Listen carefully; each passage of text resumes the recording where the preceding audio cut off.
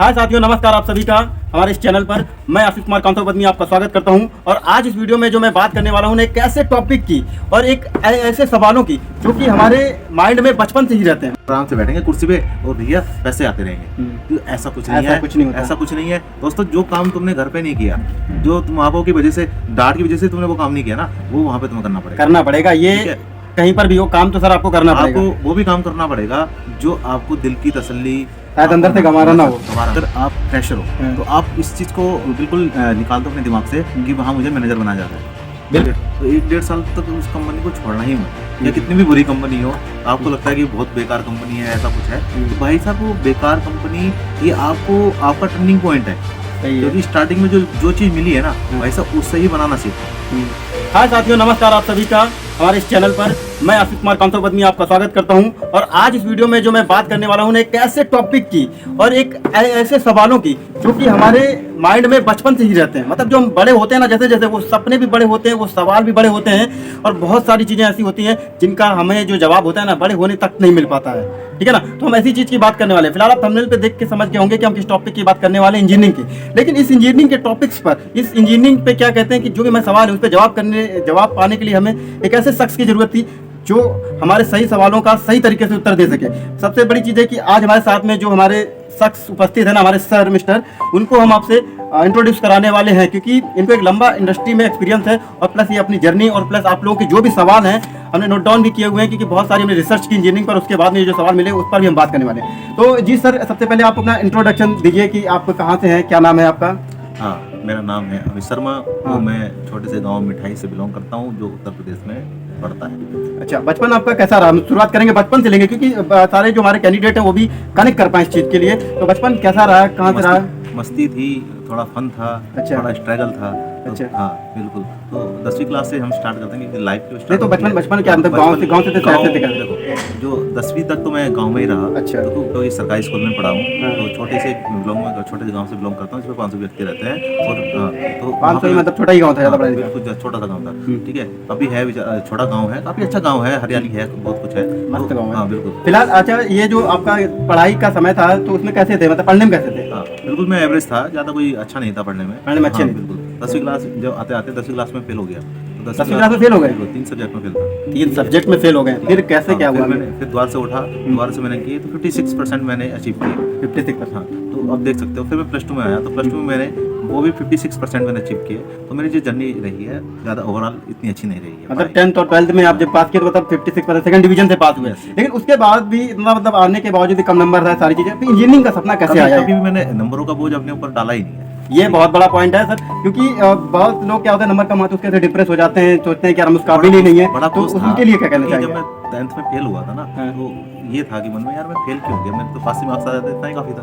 तो ये चीज आप सोच सकते हो, पासिंग मार्क्स के लिए पढ़ रहा था। तो मेरे को कुछ करना वरना था नहीं, ऐसा लगता नहीं कि मैं कुछ, मुझे तो पता ही नहीं था कि इंजीनियर बनूंगा मैं कभी लाइफ में, कभी ऐसा सपना ही नहीं था। क्योंकि मैं छोटे से गाँव, इतनी बड़ी सोच रखी ही नहीं। दूसरे गाँव में रहेंगे, अपनी भैंस चराएंगे, चारा वारा करेंगे, जिंदगी कट जाएगी आराम से। अच्छा, दिक्कत है तो ऐसा कुछ फेल तो मैं चलो ठीक है हो गया था, उसके बाद पास भी हो गया। लेकिन सर एक विषय में कि मेरे अंदर एक उत्सुकता जग रही है, जब 10th 12th में फेल हो गए उसके बाद में फिर अपने आप को कैसे प्रिपेयर किया, कैसे इंजीनियरिंग के लिए अपने आप को जगाया? क्योंकि लड़के ना डिप्रेस हो जाते हैं जब नंबर कम आते हैं सर, मतलब मोहल्ले वाले ना सब कुछ के ऐसा बिल्कुल वो कर देते हैं कि तू किसी काबिल नहीं है। फिर कैसे इस जो हमारा समय था उस समय से कैसे उभरे, इस विषय में जरूर जानना चाहेंगे। मैं देखो फैक्ट क्या होता है, जो गांव का जो माहौल होता है वो शहर से बिल्कुल अलग होता है। ठीक है, तो वहाँ पे जो जितने भी मेरे साथ मेंबर्स थे, जितने भी पार्टनर थे, जितने भी क्लास फेलो थे, क्लासमेट थे, सभी के अप्रोक्सीमेट इतना ही नंबर आए थे। तो मुझे इतना बर्डन नहीं आया कि यार इतना ही आता होगा यार, इससे ज़्यादा कहाँ आते होंगे। तो एक हिंदी मीडियम वाले स्कूल में पढ़ा हूँ। इंग्लिश मीडियम में तो उस टाइम का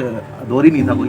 ठीक है, तो दौर था तो शहरों के अंदर होगा, तो शहरों में हमारा आना जाना था ही नहीं। उनसे बिल्कुल आउट, मतलब नंबर्स का जो बोझ है वो नहीं लगा अपने ऊपर कभी ऊपर। बिल्कुल।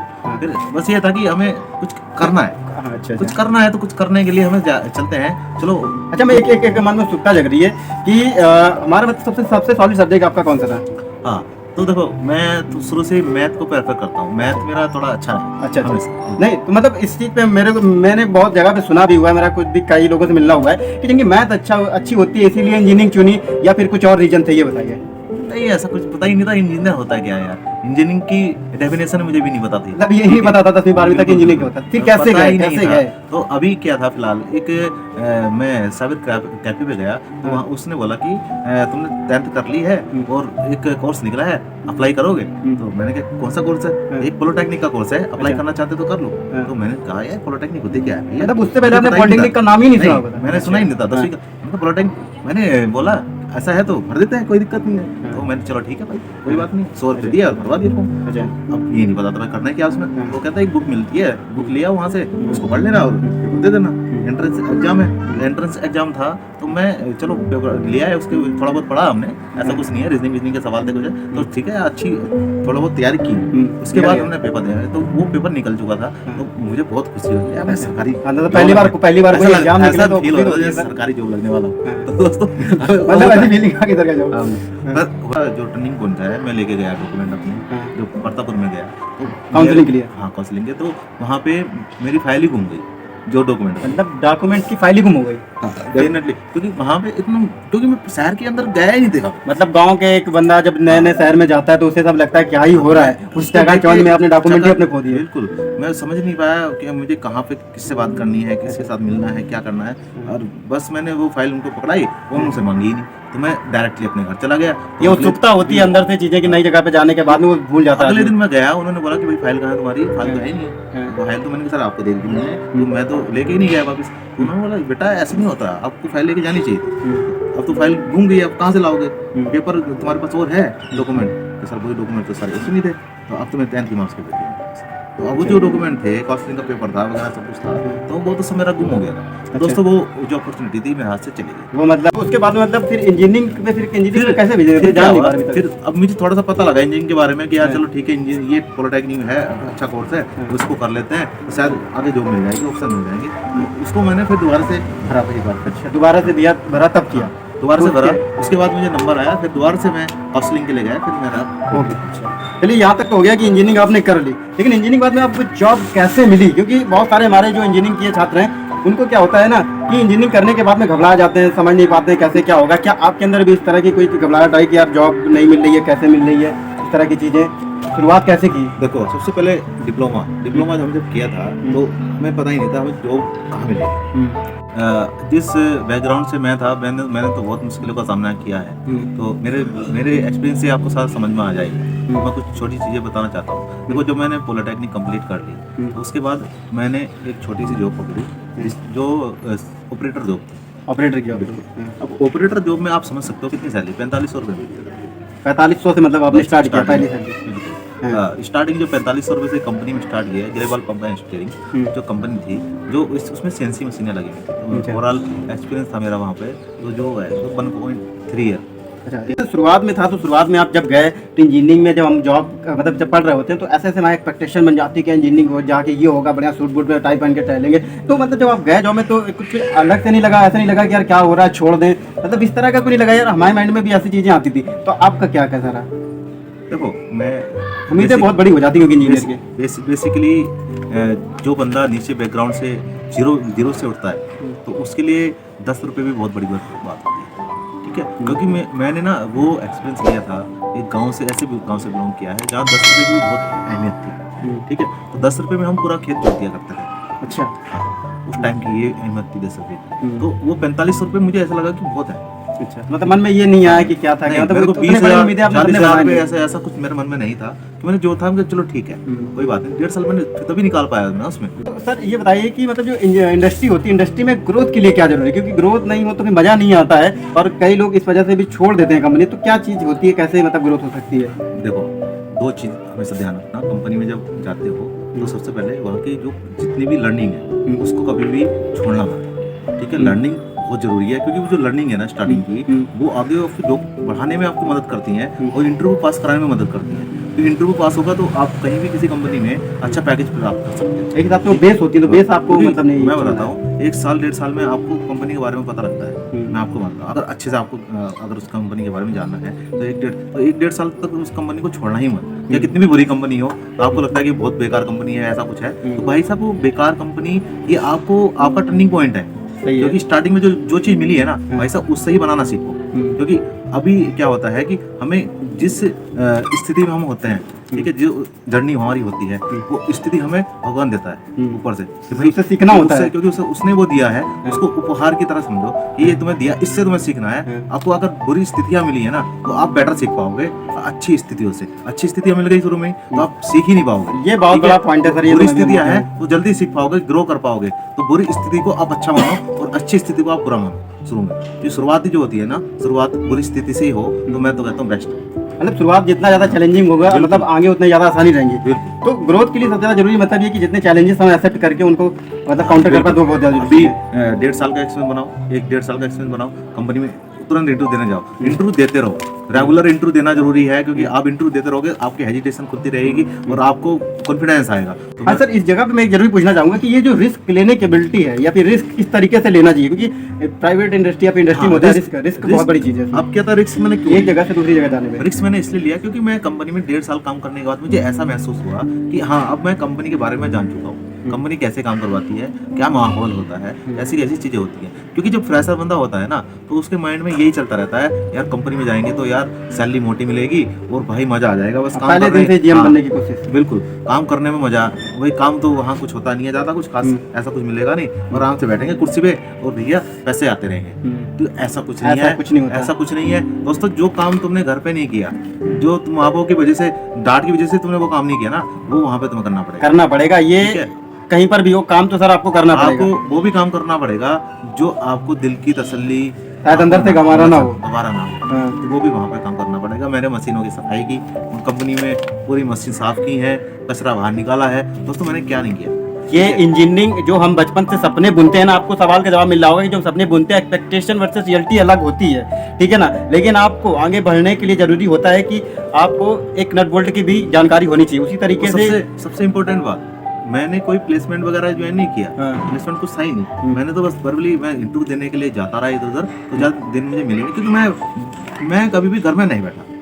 मैं रोज निकलता था सुबह मॉर्निंग में अपना रिज्यूम लेके और मैं कम से कम 6-7 कंपनी में चला जाता था। अच्छा, ठीक है, गेट पर, मतलब बिना किसी जानकारी के ये भी नहीं पता कि वहाँ पे नौकरी मिलेगी नहीं मिलेगी, है ना। बस मुझे लेके अपना रिज्यूम लेके टहलना था क्योंकि मेरे पास एक वही था जो मेरी पहचान थी, मेरा एक रिज्यूम। उस पहचान को मैं लेकर घूम रहा था। मैंने काफी कंपनियों में अपना रिज्यूम बांट दिया, ठीक है, फिर भी मुझे एक कंपनी में जॉब मिली, ठीक है। उन्होंने रखा, बेसिकली उन्होंने छोटी छोटी चीजों में सब कुछ मुझे रख लिया मेरे विश्वास में। उन्होंने मुझसे काम करवाया, मैंने 1.5 साल वहाँ पे काम किया, ठीक है। नाइट जॉब भी की, डे भी की, तो सब मिला तो मतलब सारी रोटेशन। और वो मेरे मुताबिक वो मेरे लिए एक्सपीरियंस काफी था उसका, क्योंकि मुझे अपने फील्ड से जॉब करनी। तो वो अपने फील्ड का मैंने क्या किया, 6 मंथ मैंने वो जो भी कोई कर दी क्योंकि मुझे अपना करना था। अब मेरे पास चैलेंज ये आ गया था कि मुझे जॉब कैसे पकड़नी है इलेक्ट्रिकल फील्ड में। ये बहुत बड़ा चैलेंज। ये तो बात हो गई, लेकिन ये भी चीज़ कहना है कि अच्छा जो सबसे बड़ा ये हमारा नहीं है, पूरे के पूरे इंजीनियरिंग जो हमारी कम्युनिटी उसका क्वेश्चन है कि ये जो प्राइवेट इंडस्ट्री है इसमें जॉब मिलना आसान नहीं है। इसमें कहते हैं जुगाड़ वालों का ही होता है। इस पे आपका क्या कहना पर्सनली, क्योंकि आपने जिस तरीके से बताया कि आपको काफी लंबा एक्सपीरियंस है, लगभग 10 साल से भी ज्यादा का, तो इस पे आपका क्या कहना है? ऐसा कुछ देखो, नौकरी मिलना ना मिलना अलग बात होती है। आजकल तो ऑनलाइन सिस्टम आ गए हैं, पहले तो ऑनलाइन भी नहीं था हमारे टाइम में, ऑनलाइन भी नहीं था। हमने क्या किया, 20-30 रिज्यूम जो है फोटोकॉपी करा ली। तो फोटोकॉपी कराने के बाद जितनी भी कंपनियां थी, मैं सुबह निकलता था, वो मैं खाना भी नहीं खाता था, ठीक है। शाम को बिना खाना खाए एक ब्रेड पकौड़ा अगर मिल गया, कहीं रास्ते में कुछ मिल गया छोटा मोटा सा, क्योंकि पैसे भी इतने जेब में नहीं होते थे। तो अब शाम को 6 बजे के बाद मैं आता था घर पे, ठीक है। सोच लो इस बात को, गांठ बांध लो। सुबह नहा धो के निकलता था। वो 20 के 20 रिज्यूम मुझे टारगेट था, मुझे बांटने, मतलब बांटने कंपनी में मुझे नहीं पता था कोई मिले ना मिले, तो मुझे उससे कोई लेना देना नहीं था। और मुझे वो 20 रिज्यूम अपने देके आने थे, मुझे अपनी पहचान बनानी थी। कैसे फाइंड करना, ये भी बड़ी चीज है। लेकिन आजकल तो सर समय थोड़ा चेंज हो चुका है, जैसे आपने अपना समय बताया, लेकिन आज तो जैसे ऑनलाइन आ गया है। बिल्कुल, और तो आपके पास तो और भी ऑप्शन आ गए हैं, पहले तो ऑप्शन नहीं थे। नए नए एप्लीकेशन आ गए हैं, Naukri.com, LinkedIn वगैरह, ये सब बहुत कुछ मिल चुका है। आपको बस काम किस पे करना है, एक रिज्यूम पे काम करना है, ठीक है। आपको रिज्यूम कैसे बनाना है फ्रेशर का, आपको रिज्यूम में एजुकेशन से रिलेटेड वो टेक्निकल चीजें जो तुमने सीखी हैं, बेसिकली आपकी लर्निंग हो सकती है, शायद आपने ट्रेनिंग ली हो, प्रोजेक्ट वगैरह हो गए, आपने किए हो, तो उसके बेसिक चीजों का आपको पता होना चाहिए। तो आपके जो बेसिक है, आपका वो फ्रेशर का वही एक बेसिक है। आप जो रिज्यूम में आपने डाला है, आपको डेफिनेटली उसके बारे में पता होना चाहिए। अच्छा, मतलब ये चीजें मतलब होनी चाहिए तो डेफिनेटली ज्यादा जरूरी इंटरव्यू में फेल होने के रीजन मैं आपको बताता हूँ। फेल होने के सबसे ज्यादा 100% रीजन यही रहते हैं, क्योंकि जो आपने रिज्यूम बनाया है उसके अंदर आपको पता ही नहीं होता आपने ये चीज क्यों लिखी है, लिखा ही क्या। तो ये चीजें जो उसके अंदर डली है, सिर्फ उस रिज्यूम के बारे में तुम्हें पता होना ही चाहिए, और डालो भी वही रिज्यूम में जो आपको पता हो। ये पॉइंट है आज ठीक है? सभी लोगों के लिए अगर आप जितने भी हमारे उसमें न्यू हैं। भर देते हो रिज्यूम को, आपको कुछ पता ही नहीं है उसके बारे में ज्यादा आपको, क्योंकि जो फ्रेशर होता है वो सिर्फ रिज्यूम आपके रिज्यूम से ही नोट करता है कि इसने इसमें क्या लिखा है, और मैं इसी से क्वेश्चन पूछूंगा। तो सर अगला क्वेश्चन उस समय का है जब एक कैंडिडेट हमारा नया ज्यादातर जो फ्रेशर बंदे होते हैं उनके माइंड में सबसे ज्यादा क्वेश्चन होता है, वैसे तो सभी का क्वेश्चन है, लेकिन फ्रेशर बंदे के माइंड में ज्यादा क्वेश्चन होता है कि प्राइवेट जो इंडस्ट्रीज होती हैं, जो प्राइवेट कंपनियां होती हैं, उसमें पॉलिटिक्स ज्यादा होती है, मतलब क्या जितना काम वाम कर लो प्रमोशन उन्हीं का होता है, जो तेल पानी मक्खन पॉलिश करते हैं, इस तरीके की वर्डिंग का यूज होता है जो मुझे काफी खराब लगता है बोलते समय। लेकिन क्या ऐसा कुछ है, किस तरह की चीजें हैं, इस पर आप अपनी राय दीजिए, काफी लंबा एक्सपीरियंस रहा है आपका इस पर। बिल्कुल, तो ये चीजें कौन डालता है उनके मन में? ये चीजें वो डालते हैं जो लोग काम करते हैं, और वो तो फ्रेशर है, उनको तो पता ही नहीं है। हाँ भाई, ठीक है, स्पेशली लोग वही डालते हैं ना, कहीं से सुन के भी आए होते हैं, वो उनको एक्चुअली उनको भी नहीं पता होता है। वो क्या करते हैं, बस इस चीज को वो फील नहीं करते, उस चीज को बस मान लेते हैं, डिमोटिवेट होने लगते हैं सर इस चीज, क्योंकि वो कंपनी में काम करने जाते हैं। ठीक है, तो वहाँ पे हम लोग ये हैं, कोई दूसरा नहीं है व्यक्ति, हम लोग में से ही ऐसा कुछ बोलते हैं लोग, क्योंकि ऐसा होता है कि दो तरफा होती है सोच, हर बंदे की अलग अलग सोच होती है, तो कोई आपको अच्छा बोलेगा, कोई आपको बुरा बोलेगा, तो आपको डिमोटिवेट नहीं होना इस चीज़ को देख के, कि आपको कोई किसी ने बोला कि यार वहाँ पर तेल पानी लगाना पड़ता है, जॉब खराब होती है, ये सब कुछ होता है। ठीक है, जॉब नहीं खराब होती है, ठीक है, आपका जो IQ लेवल है, ठीक है, उसको आपको डेवलप करना है। ठीक है, आपको डेवलप कब कर पाओगे, जब आप खराब चीज़ को अच्छा कर पाओगे। तो अब अगर वहाँ पे एनवायरनमेंट खराब है तो अच्छा करो, वो तो हमारे हाथ में होता है ना, मतलब सीखना। हाँ, तो वहाँ पे आपको अच्छा काम करके जाना है, तो ऑटोमेटिकली हमारी चीजें अच्छी होने लग जाएंगी। ठीक है, अगर वहाँ पे आप काम ही खराब कर रहे हो तो आपने तो एनवायरनमेंट खराब किया है, आप खराब करके कहते हो कि मैंने एनवायरनमेंट वहाँ का खराब है, तो एनवायरनमेंट हमारे वजह से ही खराब होता है, हमारी वजह से अच्छा होता है। दोस्तों, इस चीज़ की टेंशन मत लेना कि हमारा तेल पानी से होगा काम, या मैनेजर हमें ये करेगा वो करेगा। अगर तुम डेफिनेटली काम अच्छा करोगे, अप्रिशिएट होगे, और डेफिनेटली आपका इंक्रीमेंट भी होगा, डेफिनेटली आपका एक्सपीरियंस अच्छा बनेगा भी, तो आपकी सोच भी अच्छी, आगे जाके ग्रोथ, सोच अच्छी है तो ग्रोथ भी अच्छी होगी। अगर एक शब्द में कहना चाहें तो अपने काम को बेटर कीजिए, इम्प्रूव कीजिए, और आपको प्रमोशन और जो भी सारी चीजें मैं काम के लिए रेफर नहीं करता, मैं आपकी सोच के लिए रेफर करता हूँ। आपके काम की सोच वो अच्छी होनी चाहिए, डेफिनेटली आपका इंक्रीमेंट भी हो जाएगा, और डेफिनेटली आपकी सोच, और आपकी सोच से जो मैनेजर की सोच है वो भी बदलेगी आपके प्रति, क्योंकि उसे पता है कि ये बंदा जो है काम भी अच्छा करता है, इसकी सोच भी अच्छी है कंपनी के प्रति, तो डेफिनेटली आपका प्रमोशन भी होगा, आपकी सैलरी भी बढ़ेगी। सर अगला क्वेश्चन, मतलब हमारा जो है, हमारा सेशन खत्म होने वाला है लगभग, हम जल्दी जल्दी क्वेश्चन पूछेंगे, बहुत शॉर्ट में आपसे जवाब भी चाहेंगे कि हमारे पास में जो एक्सपीरियंस एंड फ्रेशर बंदे के बीच में क्या मतलब डिफरेंस होता है, वो जब आता है बंदा एक्सपीरियंस और फ्रेशर मिलते हैं तो आपस में किस तरीके की दिक्कतें होती है, डिफरेंस वो डिफरेंशिएट कर पाता है अपने आप को, कई बार काम करने में दिक्कत होती है, तो क्या दिक्कत होती है मतलब? देखो, अगर आप फ्रेशर हो तो आप इस चीज को बिल्कुल निकाल दो अपने दिमाग से कि वहाँ मुझे मैनेजर बनाया जा रहा है। बिल्कुल बिल्कुल सही बात। दिमाग में ये प्रेशर निकाल दो कि मैं जाते ही वहाँ पे मैनेजर की कुर्सी मुझे कुर्सी मिल जाएगी, वहाँ मुझे आराम से चाय खाना पीना सब कुछ मिल जाएगा, फ्रेशर माइंड के टाइम पे हर चीज मिल जाएगी, पेमेंट आ जाएगी, बस ये मेरा काम हो गया। ऐसा कुछ फ्रेशर नहीं। बंदों के दिमाग में हरदम यही होता है, इसी वजह से मात खा जाते हैं। तो ये चीज निकाल दो दिमाग से, क्योंकि आपका जो वो स्टार्टिंग टाइम है, आपको वो खराब टाइम नहीं है, आप वो खराब बना लेते हो वहाँ पे जाके, तो माहौल आपकी वजह से बनता है। ठीक है, तो आप जा रहे हो वहाँ पे तो ये सोच के जाओ कि मुझे वहाँ पे सीखना है, लर्निंग लेनी है, और अपने सीनियर की रिस्पेक्ट करनी है, बस। ठीक है। आप बहुत ही सिंपल शब्दों में जवाब दे दिया, बहुत ही जो एक्सपीरियंस वाले बंदे हैं उनसे आप सीख सकते हो, और आप सीखने का तरीका आपको आना चाहिए, आप रिस्पेक्ट करोगे अल्टीमेटली वो आपको डेफिनेटली बहुत बड़ा पॉइंट है, और बहुत अच्छी चीज बताई सर आपने। तो सर हमारा अगला और सेकंड लास्ट क्वेश्चन है कि जो हमारी इंडस्ट्री होती है, प्राइवेट इंडस्ट्रीज हैं, बहुत सारी कंपनियां हैं, तो उसमें जो हमारे फ्रेशर होते हैं या फिर जो कर भी रहे हैं, उनके लिए अच्छा काम करने के लिए जरूरी क्या?